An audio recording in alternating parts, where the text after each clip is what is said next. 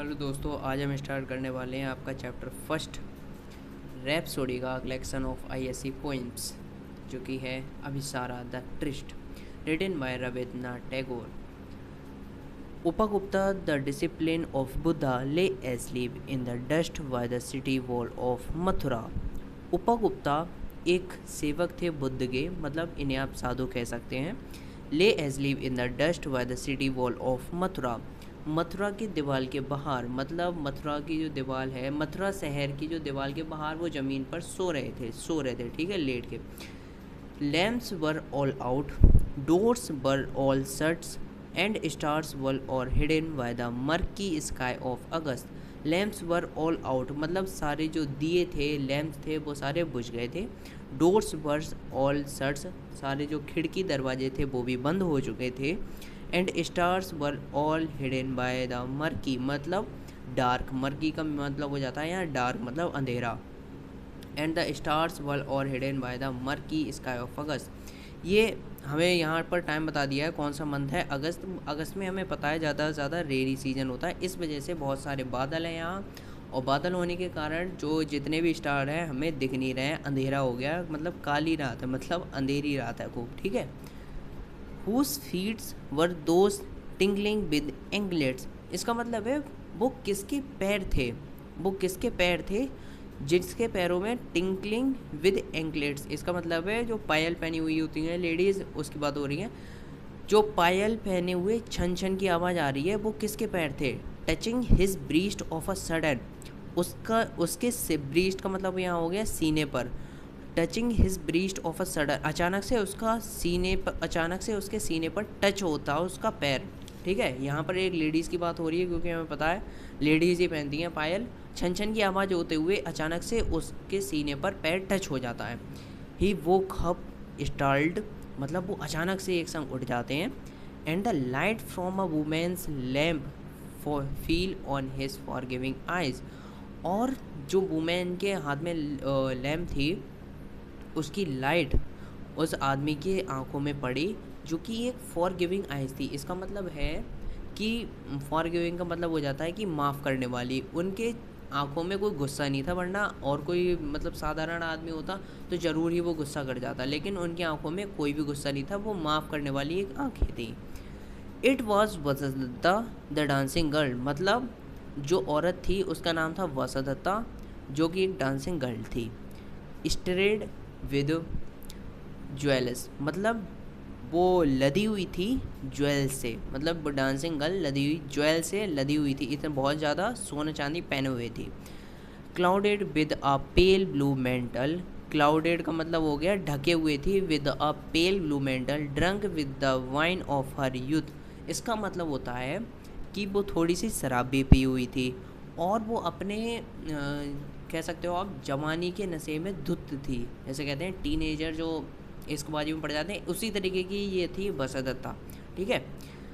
C lowered her lamp and saw the young face austerely beautiful, मतलब उसने अपनी lamp नीचे करी और उस यंग फेस की तरफ देखा लाइट डालकर।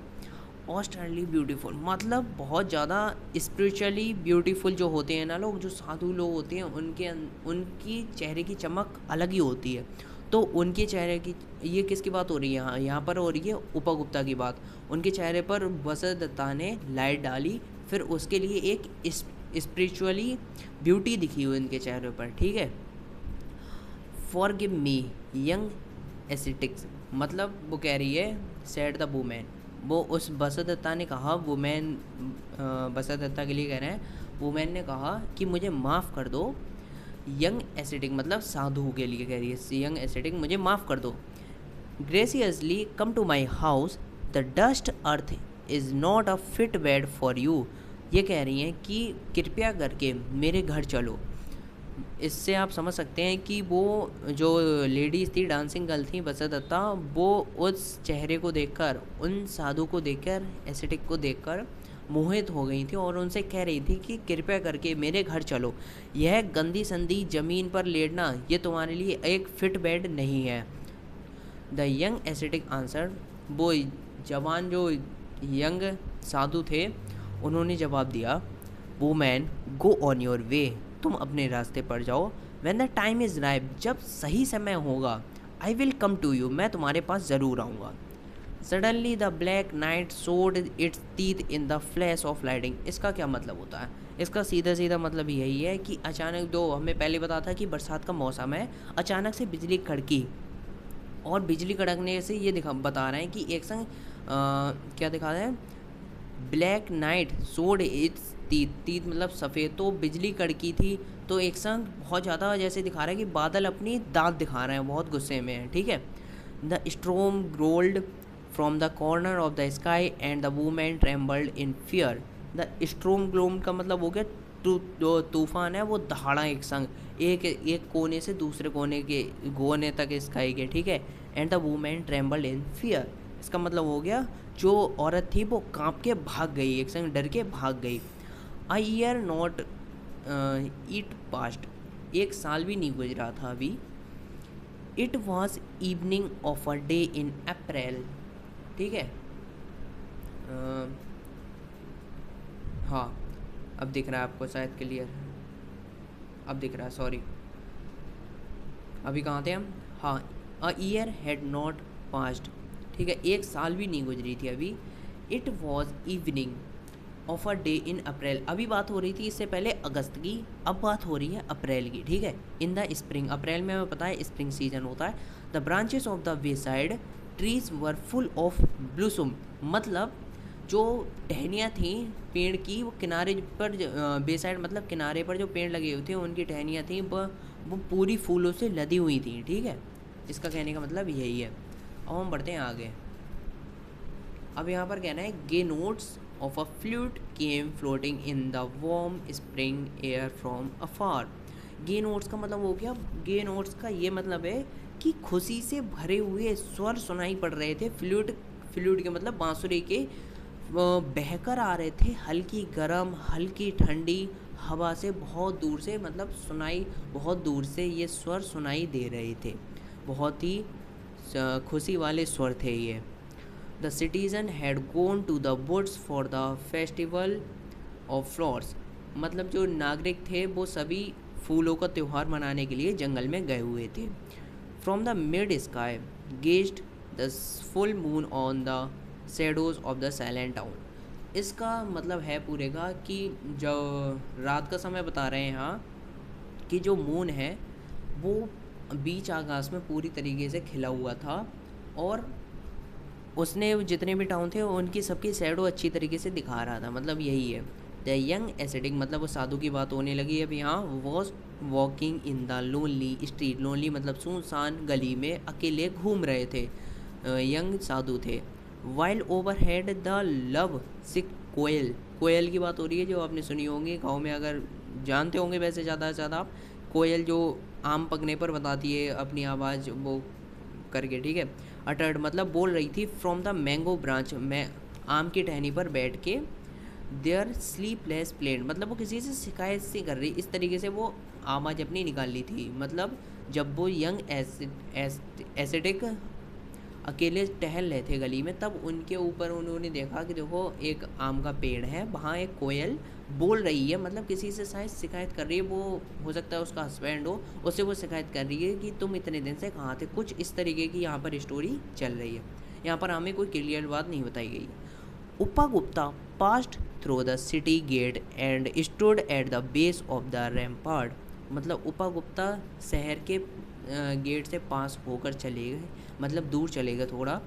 And stood at the base of the rampart, मतलब यहाँ रैम्पार्ड का मतलब है बाउंड्री कह सकते हैं आप, ठीक है। तो बाउंड्री के मतलब आप मान लो यहाँ पर ये मथुरा की एक वॉल है, ये हो गई यहाँ की ये बाउंड्री, ठीक है। यहाँ हम कह सकते हैं बाउंड्री, ठीक है। अब बाउंड्री पर यहाँ उपा गुप्ता टिक कर खड़े हुए हैं, यही बताना चाहती है वो, ठीक है। वॉट वूमेन ले at his feet in the shadow of the mango groups, मतलब वो कौन औरत है जो लेटी हुई है उनके चरणों में आम के बाग के नीचे छाया में, मतलब उपा गुप्ता भी हैं, उनके पैरों के नीचे कोई लेटी हुई है एक औरत, वो कौन है? स्ट्रक मतलब पीड़ित है, स्ट्रक का मतलब होता है पीड़ित। विद द ब्लैक पेस्टिलेंस मतलब ब्लैक पेस्टिलेंस का मतलब क्या है, छूत की बीमारी एक होती है जो मतलब टच करके दूसरे आदमी को हो सकती है, उसके लिए कहते हैं black pestilence. Her body spotted मतलब स्पॉटेड का मतलब यहाँ हो गए धब्बे, ठीक है, धब्बे हो गए।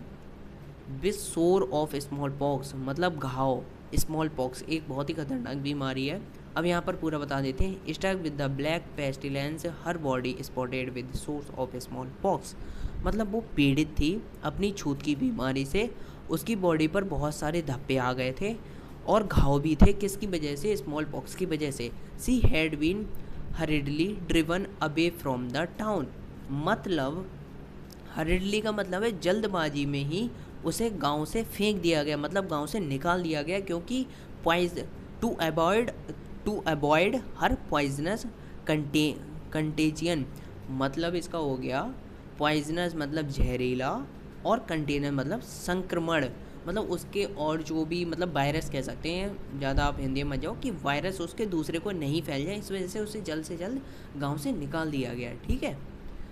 अब the acidic said why her side took her head on his knees मतलब वो साधु बैठे उसके बगल में और उसका सिर अपने नी घुटनों पर रख लिया। And moistened her lips with water मतलब उसके जो यहाँ से हमें पता लग रहा है कि उसके लिए देखो, जब गांव से निकाल दिया, नगर से निकाल दिया गया, उसके लिए बिल्कुल पानी वगैरह कुछ नहीं मिला था, उसके खाने पीने के लिए कुछ नहीं था, उसके ओंठ बिल्कुल सूख गए थे। तो जो संत थे वो एसिडिक थे, उपगुप्ता, उन्होंने उसे पानी पिलाकर उसके होंठ गीले किए। And smeared her body with balm smeared का मतलब क्या होता है, स्मियर्ड का मतलब होता है लेप किया, मतलब लेप लगाया, ठीक है। And smeared her body with balm उसकी शरीर पर मतलब लेप लगाया जहाँ जहाँ भी उसके जख्म थे, ठीक है।